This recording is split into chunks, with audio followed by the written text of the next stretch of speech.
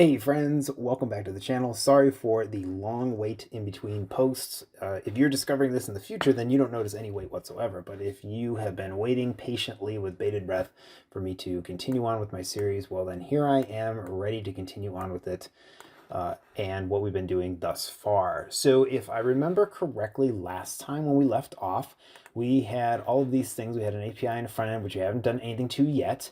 And then we had some models, which I believe your folder is called entities, but I had a little bit of a mishap with GitHub and its changes, the changes that I made, and a bunch of it was deleted. So I had to kind of redo some of that stuff. So you may notice that my entities folder is now my models folder.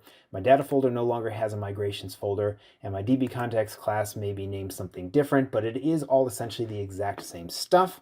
And so there you go. I apologize if it's a little bit different, but hopefully you're still able to follow along and there shouldn't be any major issues from this point on, but we shall see. If there are, again, my apologies, but this is kind of what programming is. For those of you that don't know, if you're new to it, programming is all about just figuring out solutions to problems that sometimes you create. And I think I created this one, honestly, but whatever. We're going to move on with it because we got it back up working the way it was supposed to be.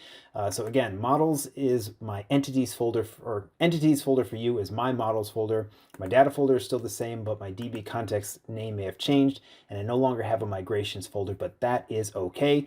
We will be doing migrations a little bit later on if we make any changes to these entities. I don't expect to be doing that really too much because this is just a basic course, but we'll see. We'll see what happens. Anyways, so that being said, what I want to do today is finally make it so that we can actually see stuff going on right now in our application. As it is right currently, if I run it, I'll get my browser to pop open here, and what we'll be seeing is this Swagger UI. And again, if you don't see this right away, what you can do is go to, in Solution Explorer, in Properties, go to the launch settings.json, excuse me, and you should see a bunch of these things listed here. Some developers like to delete a lot of this stuff. I'm leaving it in because sometimes you may need them, like the IIS Express versus the HTTPS versus the HTTP. But a lot of times you can get rid of most of this stuff, but you want to have at least one of them in. In this case, I'm leaving them all. Here in HTTPS, I've got this web address here. It's HTTPS localhost 7221. And if I look at my web browser, that's exactly where I'm at. 7221 localhost. And so if you're not seeing this web browser pop open, that's okay. What you can do is you can actually type in that localhost 7221 or whatever it is on your machine. And when you hit enter, you won't see anything. But if you do a / and then just type in Swagger, you will see Swagger pop up. And what Swagger is it's kind of this built-in UI for your application to help you kind of see that your controllers are working for the API. And so for this case, we only have one controller so far. It's the weather forecast controller. And if you click on it to expand it, you'll get an option to try it out and then execute. And when you do, you should see a population of 5 different weather forecasts presented to you on the screen. So as you can see, today is the 26th of November for me. So it's been about 2 weeks since I've done anything. And again, I apologize for that. But today we're going to do a whole bunch of stuff and get you started on building controllers so you can see all of your entities in play. All right. So with that, let's get started. I'm going to close this off and I'm going to raise my chair back up since it just fell down on me. And let's get started. So I don't need this. Actually, I do. I'm going to leave the program thing open. If you don't have yours open, you can go ahead and double click and open it up. And what I'm going to do is I'm going to start off by, I like to build things. If I'm building it from scratch, I like to follow certain patterns just to make sure that I'm doing things in the industry specified, accepted plan, if you will. And so in this case, I'm going to follow something called the repository pattern. So on the project API, I'm going to right click, go to add and say new folder, and I'm going to call this new folder repositories with an IES. Inside that repositories folder, I'm going to right click again. I'm going to say add another new folder, and I'm going to call this one contracts. Now inside the contracts folder, I'm going to go to right-click again, say add, and this time I'm going to add a class.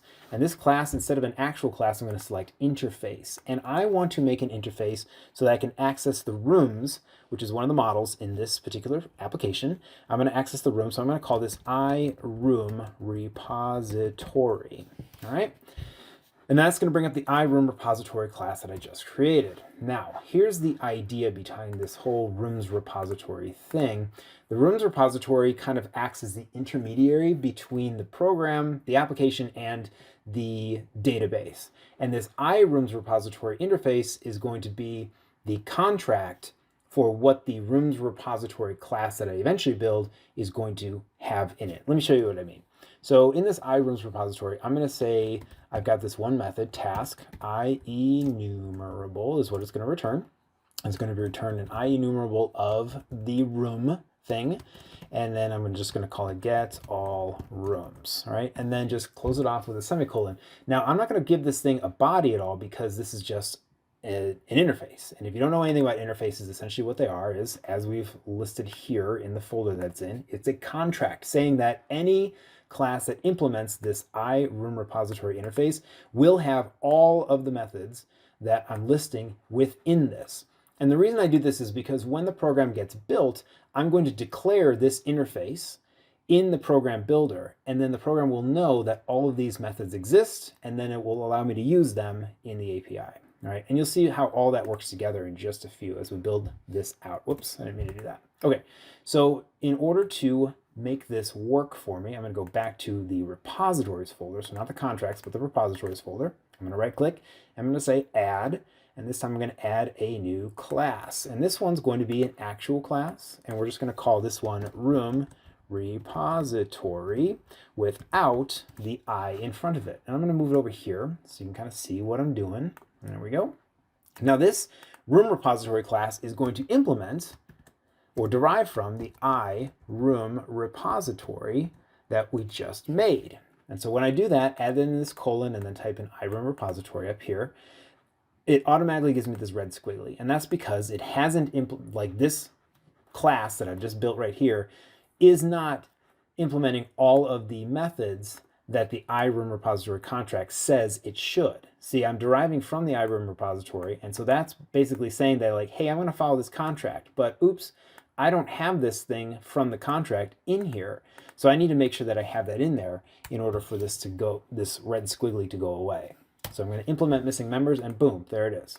Now, as you add more methods to your repository, you're going to need to put them in this contract as well so that your program knows that those things exist. You could, in theory, put methods in the room repository class without putting them in the iRoom repository class, but that's not really good practice. I recommend not doing that. All right. So anyways, in this room repository class that's deriving from the iRoom repository, we're going to add in, or we're going to give this method a little bit of meat. But in order to give it some meat, we need to inject some stuff too. See, here's the other thing.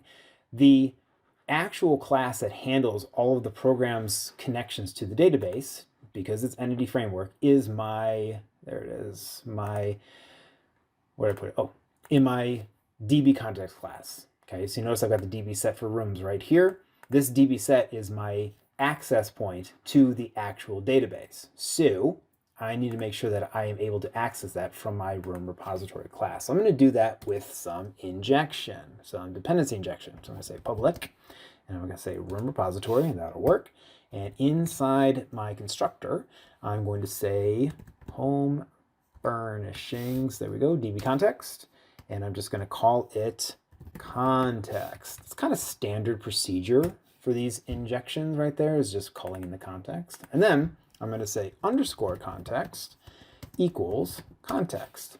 And the reason I'm doing this is because with an underscore, I'm letting the program or anyone who reads this know that this is going to be a private variable, so something that's not accessible outside this class. And I'm going to go ahead and hit control dot to create the field underscore context. And there it is, private, read only, and it's a version of the, or an instance of the home furnishing DB context labeled underscore context. Okay, so essentially what I got going on here is a contract for the room repository that says that anything that implements this repository class will have this method.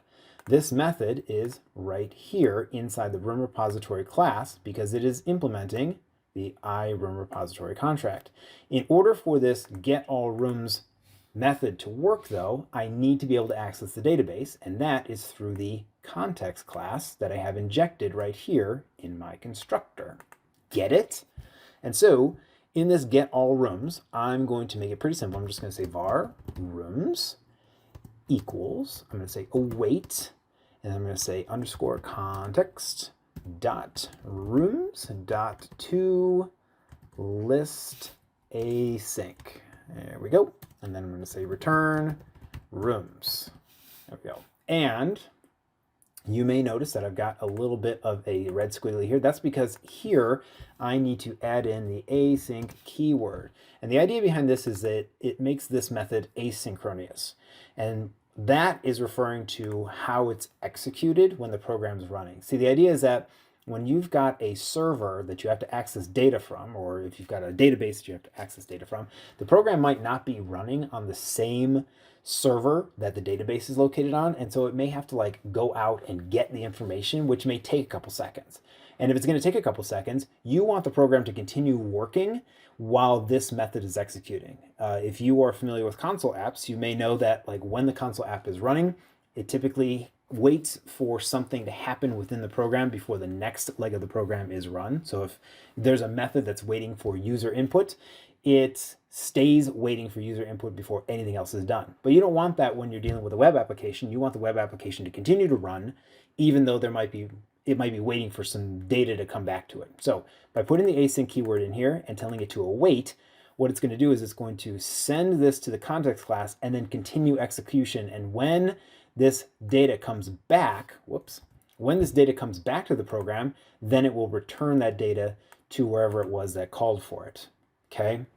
But in the meantime, it'll be doing other stuff too, like the program will still be running. And that's going to be really helpful when you've got a really complex program doing a whole bunch of other stuff, okay?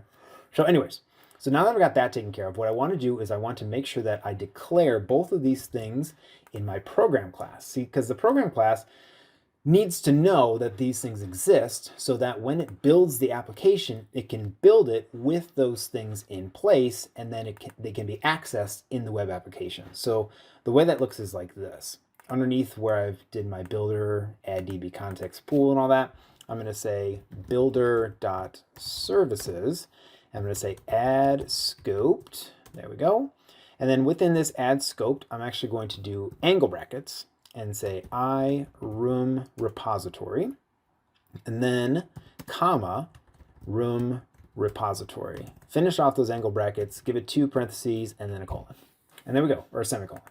And there we go. So now what's going to happen is when I press run, it's going to run this program class. It's going to build all this DB context first, and then it's going to go over here and say, oh, there's a room repository. Whoops, sorry. Let me back this up. Get rid of that I. There we go. And then we're going to bring that in. Whew. Okay, so make sure you did that. My bad. I got a little crazy with the tabbing. So anyways, it's going to build the DB context. Then it's going to come down here and it's going to build a room repository class that implements the iRoom repository contract. And because it implements that contract, it's going to know that within there is going to be a method that says return all the rooms, or a method called getAllRooms that returns the rooms. Okay, pretty simple. And so that's the idea behind that. So anytime you add a repository, you need to make sure you add it here to your program. Now here's the thing. If we run this right now, we're still not going to see anything coming up in our browser for that. See, we still only just have the weather forecast, but here's why. Let me close that. That's because the weather forecast has something called a controller as well. It's right there, weather forecast controller. I don't have a controller for this yet. All I've got is a repository. All right, so I need to build a controller as well. Okay, so one more thing that we're going to be doing here. I'm going to move this on over to here. Okay, and I'm going to go to controllers. I'm going to right click. I'm going to say add. I'm going to say add a controller. And then in here, you should have a bunch of different options. You can actually just say add a class if you want to. You can do that the old-fashioned way, but it's kind of a pain because you got to fill in a bunch of other extra stuff. In this way, by selecting controller, you get all these other options. So I'm going to go to API because that's what I want. And I'm going to say an API controller empty because I don't want any of these other things to be pre-made for me. I want to do all those myself. And I'm going to say add. And then here in this long list, I'm going to select API controller empty, and I'm going to call it rooms controller. I'm going to hit add. And then here's why we pick the controller option when we're adding something, because it gives us all this other stuff, the route, it gives us the API controller, and we'll see what this looks like in just a second, but basically API/controller means API/ and then it will be the name of the controller, which in this case is rooms. And then it labels it as an API controller so that we know, or that I should say the program knows that it is a controller. And then it also derives from the controller base, which gives us some options. So now that I have a controller class for this, I'm going to do a couple more things.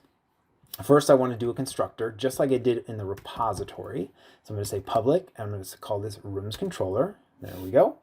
And then in the rooms controller, I'm going to inject the iRooms repository as room repository. Okay. And then I'm going to do the same thing that I did in the room repository with the underscore, room repository equals rooms repository. And I'm going to go back to this red room repository, do control dot and create the field. So I should get a private read only iRoom repository underscore room repository. So now I have access to that. And so here's the idea is now within this controller, I have an instance of the room repository, the iRoom repository, which gives me access to this contract, which gives me access to the actual room repository, which gives me access to the DB context. Okay, so all these different classes built on top of one another so that I can access the database. All right, and so now, oh my gosh, it is just out of control right here. Let me enter down here. So now what I want to do is I'm going to make an HTTP get method, because that's what I'm going to be doing is getting a list of rooms. I'm going to call this public async, and I'm going to return a task of an action result. And the reason I want to do an action result is so that I can return like HTTP responses, like not found or okay, things like that. And those are going to be really useful when we're actually building our front end application. All right, but in this case, it's just kind of like pre-building stuff. But then it's actually going to be returning an IEnumerable of, and it'll just be rooms.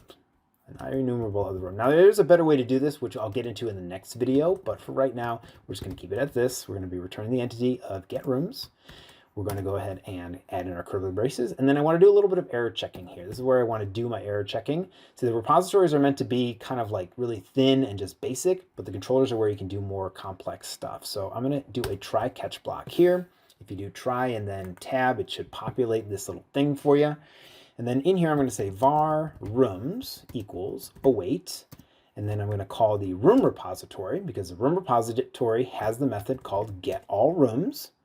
And then I'm going to do my error checking here by saying if the rooms equals null, then I'm going to return a not found because it hasn't been found. They're null. There's nothing there yet. Okay, and this is in the event that maybe your database is empty. But if you do find it, then we can just simply return OK with the rooms. With that, we should, and I'm just going to leave this for right now. We'll do error checking maybe later on if I even ever get to that point in my life. But right now, as this is, we should actually be able to see our rooms return to us in our Swagger UI. So let's try that out. So again, just as a recap real fast. So I have this rooms controller, which derives from the room repository. And when it's deriving from injecting the room repository, that's what I meant. When it's injecting this room repository, what that means is I now have access to everything inside of the room repository class, which has this method called get rooms or get all rooms. This get all rooms has access to the DB context because again, I've injected the DB context into this class. And so with that, I should be able to access the database, or in this case, run this controller in Swagger. And oh, there it is. See, I've got to get API rooms. just like that. Super easy. And then if I say try it out and execute, I should see a list of all the rooms that are in my database, which I do. Look at that. Living room, dining room, and kitchen. Okay? And you should be seeing the exact same thing, hopefully, fingers crossed. And if not, go back and double check your code and make sure that you don't have any major issues. If you're seeing like a 500 error, you're going to want to read what that error is so that you can see exactly what the problem is. If you're seeing a not found, double check that you actually have data in the database itself. Remember, I showed you how to do that. If you go to View and it's SQL Server Object Explorer. Oh my goodness. Oh my goodness. Stop it. Stop it. Stop it. SQL Server Object Explorer. You should be able to, oh, okay. You should be able to see the database. I don't know why mine is not showing up, but that's fine. That's classic. That's standard, it looks like. Oh, I probably need to restart this instance of Visual Studio. So that's another thing. If you're finding that it's doing this and giving that error, if you shut down and restart Visual Studio, I almost guarantee that it will work just fine. But let's go ahead and do that real quick and see that it actually is. Oopsies. Give me 1 second here to get my life all back together. There we go. And then this was new web project.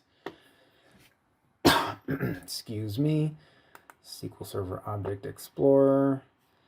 And there we go. Yep. Worked like a charm. It is wild just how often a problem is solved by power cycling, and that is essentially the power cycling in this case. So open up those databases.